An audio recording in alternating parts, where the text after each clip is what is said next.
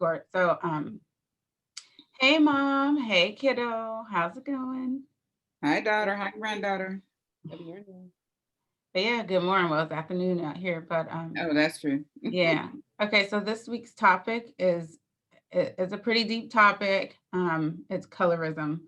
Colorism in the Black community. I know colorism exists in other communities of color, like the Latino community and the Asian community and others, but we're going to talk about the Black community colorism. So essentially, what colorism is where people of the same ethnic group or race tend to like either give favor or discriminate against, like favor on the lighter skin of that ethnic group and discriminate against or make it like harder, like oppression upon oppression within that particular group. Is that your understanding of what colorism is? Pretty much. Yeah, within the group. Yeah, within Within their the own group. same, yeah, Yeah, within the same group. within the same. Um, so I just want to talk about like your experience with colorism, being dark-skinned African American women. Like, have you? I want to talk about your personal experience, but then I also want to touch in like Hollywood, like colorism within the entertainment industry. So, have you had personal experiences with colorism?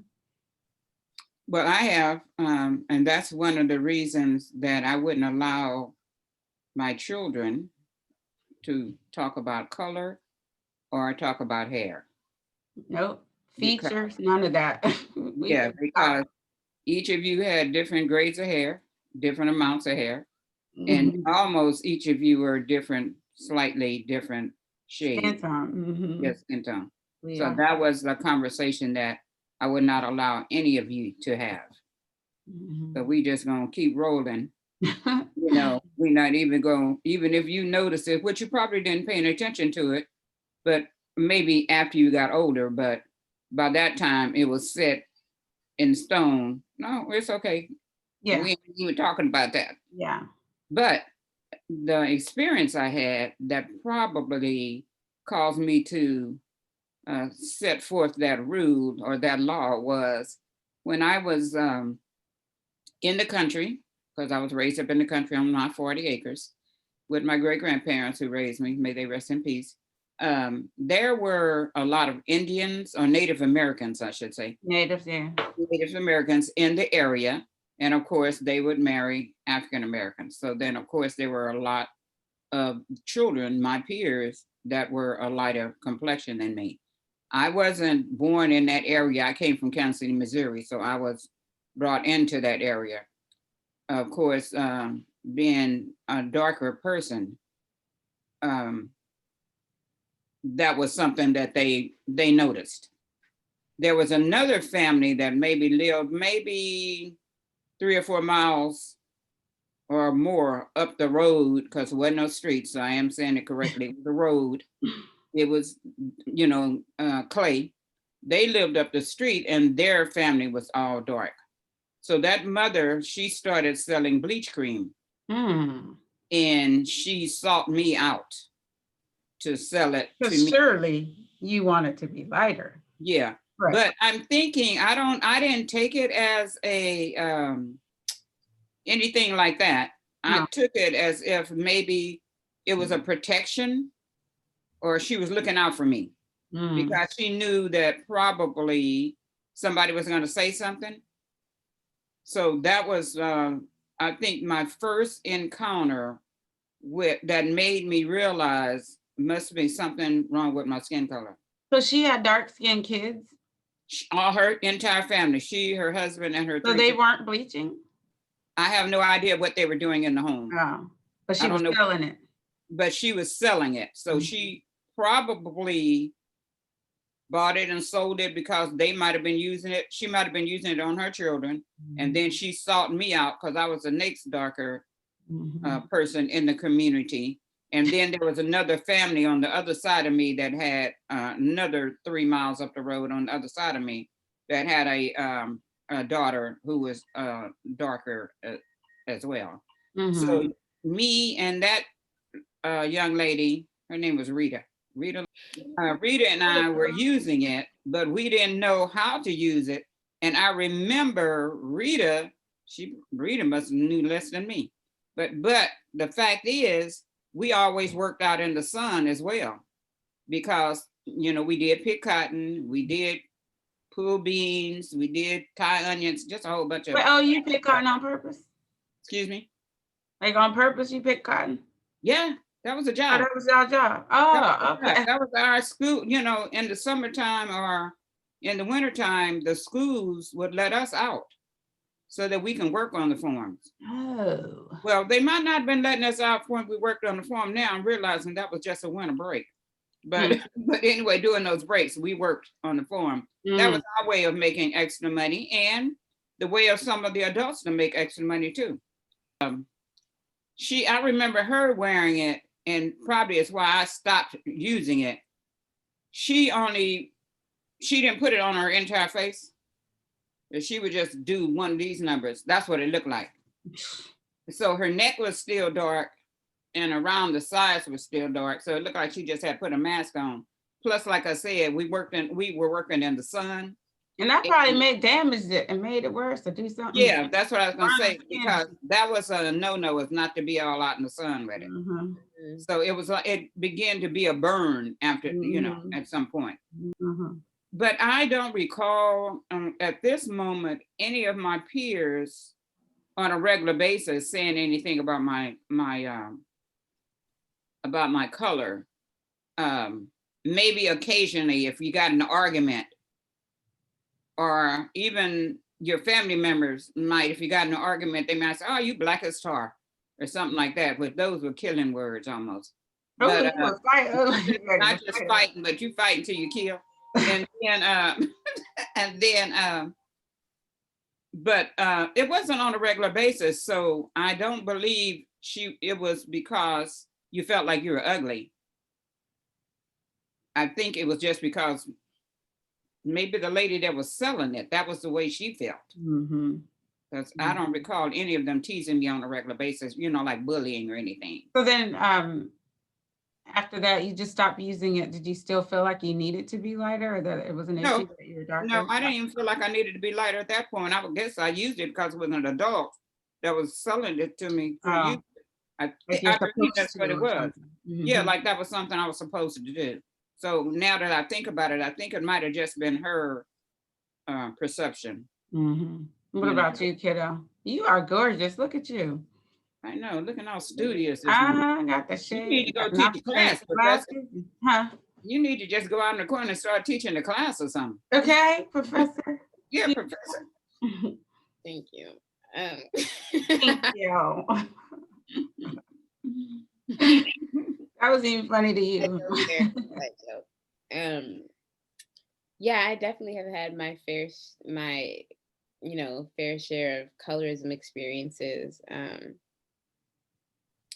Not always explicit, but definitely always implied, and definitely have always been gaslighted my entire life. That all those are about to graduate senior college words. Excuse me, I just had to. I have definitely been gaslighted my entire life. Every time I try to bring up colorism, it's always the lighter skinned Black women saying, well, I experienced colorism too. People didn't want to be my friend because I was light skinned and because I was just so pretty. And like, okay, I can understand that. Yeah, like, of course, that makes sense. Maybe there's some internalized jealousy, or maybe explicit jealousy towards lighter skinned people within the Black community, especially if they're biracial. Maybe they're also experiencing some type of like prejudice in the Black side of the community, and also the whatever else they're mixed with, usually white, because that's usually what makes them light skinned. But yeah, for me, it was always very clear that light skin was the preference. Growing up, not really seeing dark skinned girls in the media, or just, it's not like growing up, I didn't really like receive any attention from boys, but it was just very clear and very obvious that the preference was always lighter skinned Black women. And then it's kind of like, like I heard, oh, I've heard growing up, you're pretty for a Black girl. I've heard you're the prettiest Black girl here, you know, and I'm just like, well, Or you're pretty for a dark-skinned girl. yeah, That's exactly. like you're pretty for a fat girl. Right, exactly. Mhm.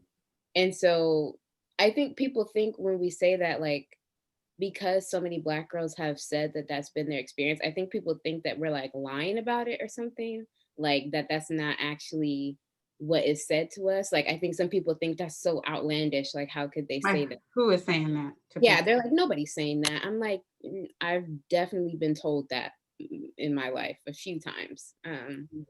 I think the last time I heard it was probably my senior year of high school. Uh, Mm.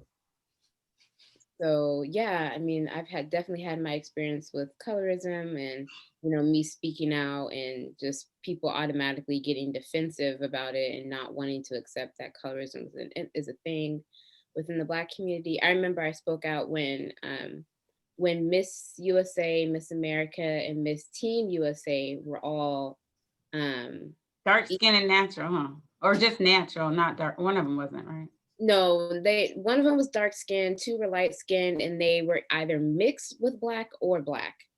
And so, you know, when that was a big thing, one of them, I think it was Miss USA. I think Miss USA is one of them. Miss USA was like really light skinned, curly hair, just like that stereotypical light skinned girl phenotype. Mm-hmm. And everybody that I saw was praising her. And Miss America or Miss USA, whichever title she had, she was dark skinned and you know she didn't have her natural hair out. She had weave at the time, and I saw very little people praising her, but they were all praising Miss USA. And I Mhm. remember I posted on my story. I was like, "Oh wow! Like the colorism really jumped out. I see." Mhm. um and just this I remember this one like biracial girl or multiracial girl, she was like, well, I've seen both of them promoted and I think that's just your perception. And that just really threw me off the edge because I'm just like, that was really the last straw. That was just like a blatant instance of her trying to gaslight me about colorism. Mm-hmm. Like, you're just gonna tell me what I saw. Right. Mhm. So we had that was a whole little thing, but yeah. So I I, think oh, were you I'm finished? sorry. I Mhm. remember, and remember when Boys in the Hood came out? I was Mm-hmm. in the movie theater, and it was two young ladies sitting maybe a couple of rows behind me, and one of them said,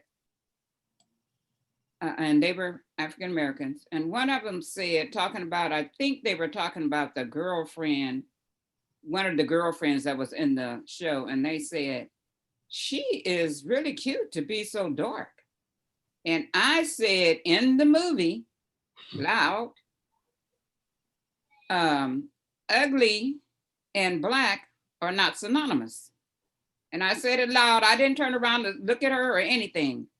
That's what I just made my statement. I just made my statement in the movie as the movie was going on. And I never heard a word from them doing that movie at all. That was Because I thought that I was can't just, think of all the actors in that except for like I two think it was children.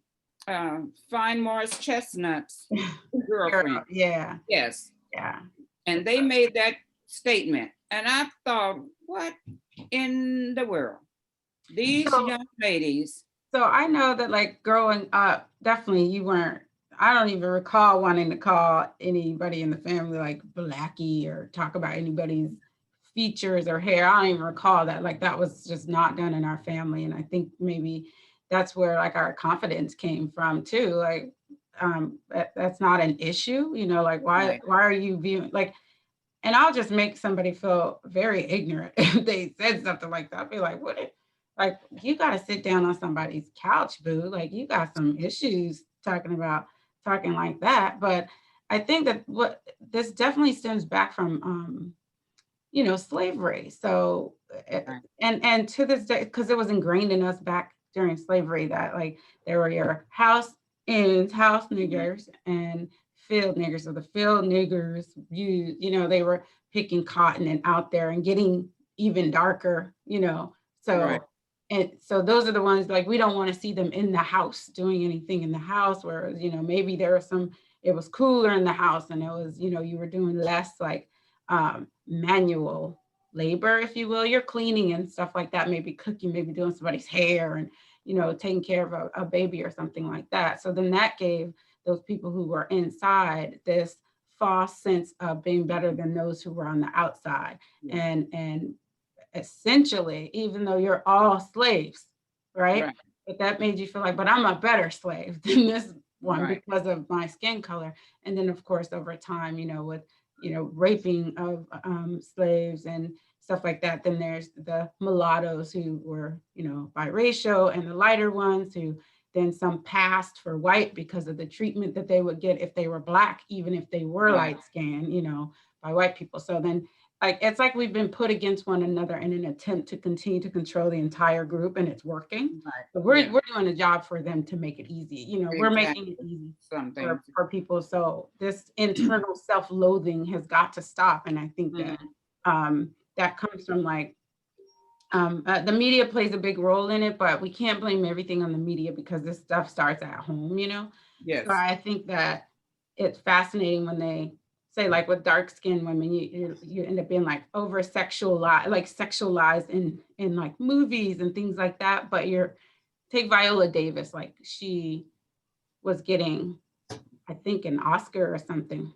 So when she was giving her acceptance speech once, she said something like, I know that she said something about like people who look like me and that sort of thing, but she also made a point to say that I know that I'm not going to be the one cast as the love interest in the major, like the person's not going to, this male star of this film is not going to be the one that falls for me and that kind of thing. So she, while acknowledging that somebody like her is standing on the stage accepting this award, like maybe we've cracked a little bit of the door open, but she's like, and I recognize that this is, you know, unless we do X, Y, and Z, then I'm probably not going to be seen as that person or whatever.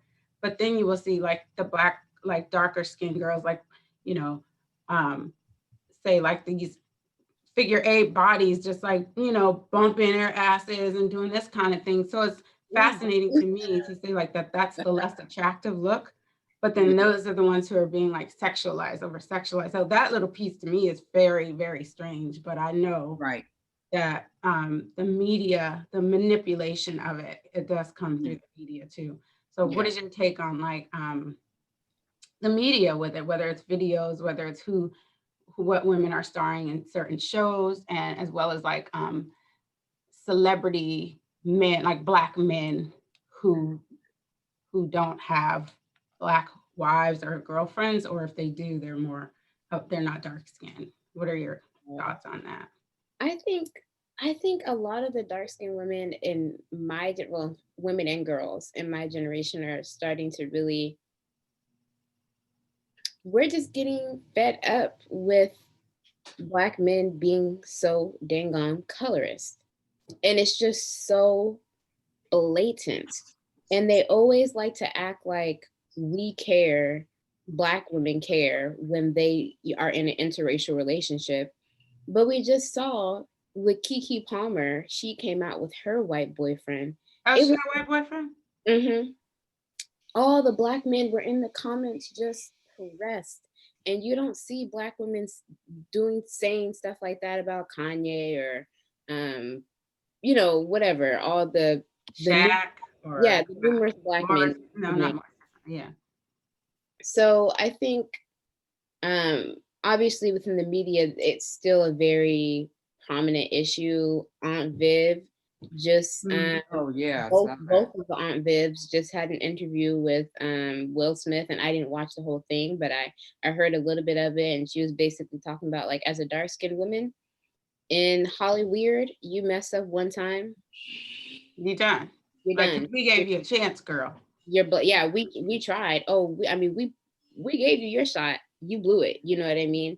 And the circumstances were just horrendous too, because she was pregnant and they gave her a pay cut instead of trying to make the environment more comfortable for her, or better, like more accommodating for her. And her just having that self-worth and that self-love, she stepped away from it. And then that's when, light skin Aunt Viv came onto Mhm. the show. Like you even try to replace her with somebody that looked like her. Right. They said we're not Also even a dancer because that famous scene when she has on her like Oh, I love it. leotard and does that dance. That's like one of my That's favorites. my favorite. Like you didn't even replace with an Aunt Viv who could do that, or Yeah. at some point do some kind of little dance move, or who had that background. Yeah, Yeah. that was very controversial. I remember. I'm gonna have to look at that video because I remember how like they went 20 years or something without speaking and stuff like that. Like 27 years. Oh wow. Yeah, and he's doing a Red Table Talk takeover But then with his therapist, Will Smith, to understand about forgiveness and what he might have been going through. oh wow, that's great. Yeah, so that's going to be deep. And I believe that topic comes up with him and Often. my Aunt Viv, because I love her. Mhm. But I wanted to say about the colorism, there is a lot of commercials, if you notice, that has the same thing in it. They will put a Black woman in the commercial, but she will be just as light as the white person. Mhm. And And even the only significance is like hair. They'll make right sure, there, That's the they'll only make sure it's somebody with like only curly just so, yeah, just so they can say, oh, she's Black, Yeah. you know. And some of them are even lighter than the white person. I'm looking at, I'm thinking like, Well, which one is the yeah, you know. Then I've seen other print ad pictures where you look at them and even though they're Black, especially with the companies that are not Black owned, they will definitely use the lighter skinned Black woman to advertise their wear. And they'll all be shades of light complected. Yeah. Now, I don't have any, we have no control over who, how we are, right? How we. Yeah, we have no control of that. But close the door, please. I'm sorry you hit your head with the door.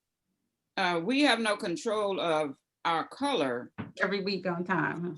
So every week he's right on in here. But the fact that other people just don't have a better understanding of what they're doing. Well, they know exactly what they're doing. But the fact that, it's just out there like that. And I take it as like, I know that colorism exists. I know that it exists and it's a problem.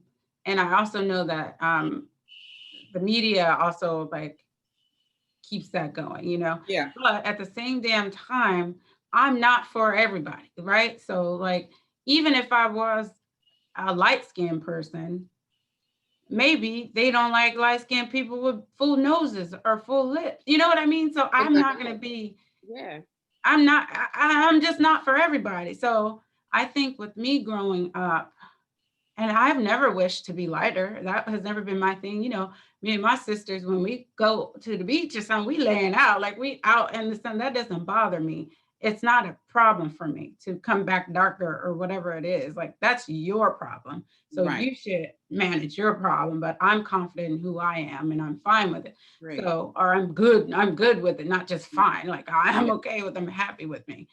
But I think like I knew a woman once and she was from Louisiana and Creole. And she said that her mother told her, like her mom was a little darker and her mom, like she wasn't in a relationship with the dad, but she knew that he was Creole and really light, and she always wanted a light-skinned child. So this is how my friend came about. Like you didn't come from love, like you didn't come like me and your dad, Kennedy, were like, we're gonna have us a chocolate. She's gonna be so chocolate. She's just gonna be a little chocolate thing. Looking forward to, I mean, how could she not be?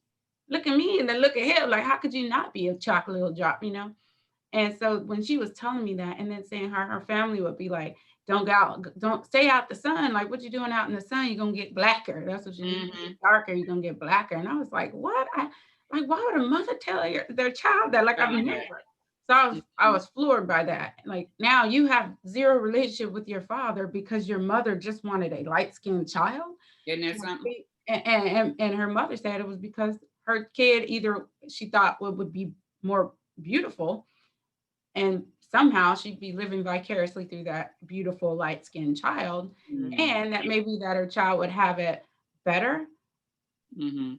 But what if she wasn't beautiful? Like, what if she wasn't actually attractive and she was just Right. light? Like, Light skin. it might give her some advantages, but if you not even cute, like it might be a thing. But I said chocolate with regards to you, Kennedy, because when I was a teenager and like dudes would try to talk to me or whatever, they'd be like, "You just a chocolate drop," or even as an adult, like chocolate was the thing. And it was never a bad thing. It was always, even with like my friends, who a lot of them growing up in the valley, like they're biracial. I think me and Tanika might have been the only ones who are all the way black. And then Tanika's a brown skinned girl with hazel eyes. And then there's me, who's just a black girl. And there wasn't a problem with that amongst like Right. 5 friends, where like 3 or 4 of them are biracial. Right. But if we went out, somebody would say like chocolate. I'm talking about chocolate right there, chocolate. So for me, you know how much that could boost my self-esteem, just because, not that I ever thought I was less attractive than them, but if that was the theme, and maybe they thought they were more attractive than me because they are lighter, biracial, light eyes, whatever. And then some dude points me out and the whole group, no, chocolate. Hey, come here. Mhm. You know what I mean? So it's a part of just, not that that's where you get your self-esteem, it comes from within, but I mean, that would definitely put some mouths on the floor, if they were thinking they were better than, I um, think, sorry, I think that is where a lot of like, if we are moving into the whole, if we're moving out of like, yes, I think every Black person to an extent has internalized anti-Blackness because we've been conditioned to do so. But I think also a lot of, from my experience, light skinned people don't like to admit that they do have a superiority complex, whether they like to admit it or not. And I remember that I remember these two friends, one of them was one of them's biracial. She's not like super light, but she's not really brown skin either. So I would categorize her more so as light skin. And her other friend was dark skin, like me, like same complexion as me. And I remember they got into, I'm not even a part of this friend group, but the dark skin girl was just telling me the tea. And so she was telling me like, yeah, this girl, obviously I won't say their names, but she was like, yeah, this girl, like, she's mad at me and she's like embarrassing me in front of this guy just because the guy likes me more than her. And I just like, obviously this is my assumption, but I just know it was a color thing. I just know it was. Because I'm sure that the light skin, and she has very long curly hair too. So, she has that like that pretty light skinned girl phenotype that the media pushes. And so I just have this feeling that she's used to being the one that gets all the attention because these were like really close friends. mhm. And I just know that she's the one that's used to getting the attention and she likes this guy, but turns out the guy doesn't like her back and he likes the unambiguous dark skinned Black girl. Mhm. And that was a hit to her self esteem because for me growing up, like I said, it was always very clear and blatant that the light skinned girls were the preference. Now, that's not to say, like you said, Mom, it's not to say that I never got attention and people were like, oh, like you're ugly. Cause, like, we know that's not true. But Yes, we do. We know that's not true. I know that's right, kiddo. I know. You're so humble. Well, this was the time to say But it. So this is the time to say it. but so yeah, honestly, I have experienced little micro instances like that. It's usually never like on a macro level, like blatant, like I like light skin better than dark skin, but it's so obvious and apparent, and people like to act like it doesn't exist because it's not a macro aggression, because it is instances of microaggressions. They like to act like it doesn't exist, but I mean, we know it's there. Even some of the light skinned people who try to deny it know it's there. Just like how some white people try to deny racism, but then they tell on themselves with, their racist jokes or their racist explanations of certain things. It's Mhm, just like, mhm. well, you just prove that it's there by saying that. So Do you believe that maybe it might be subconscious and not conscious it because of the training from it so depends. hundreds of years? It depends Yes on and the no, person. though. Yeah, because like you, I mean, you didn't teach us that. So somebody was telling their kids that like you're better than, or like you should have X, Y, and Z because of your, some, because it can't just be in green like that. If I mean, not unconsciously, Seems like somebody told them.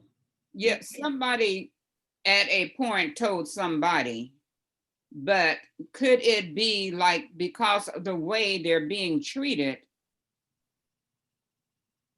Of course, it makes them feel differently, but are they consciously aware that that's what it is? Oh.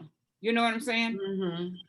That might have been Well, a I little. don't know, but I know that if a white person is seeing black, like all y'all black, All of y'all are black. all of y'all are black, they may or may not, and we know that we are speaking in sweeping terms and generalizing here, Right. but they may not be like, they may say, oh, this light person is prettier than this darker person, but we all black to them. Right. So it's not like you've done something to be better or whatever, but you have believed that white is better ultimately and Right. light is better. And that is why within our community, colorism continues, because you want to advance based on that, because you saw that it has happened favorably for people who are lighter. So Right. rather than, getting rid of that stereotype, what, Kennedy? You got like a smirk on your face. No, I was just still laughing at my comment from earlier. But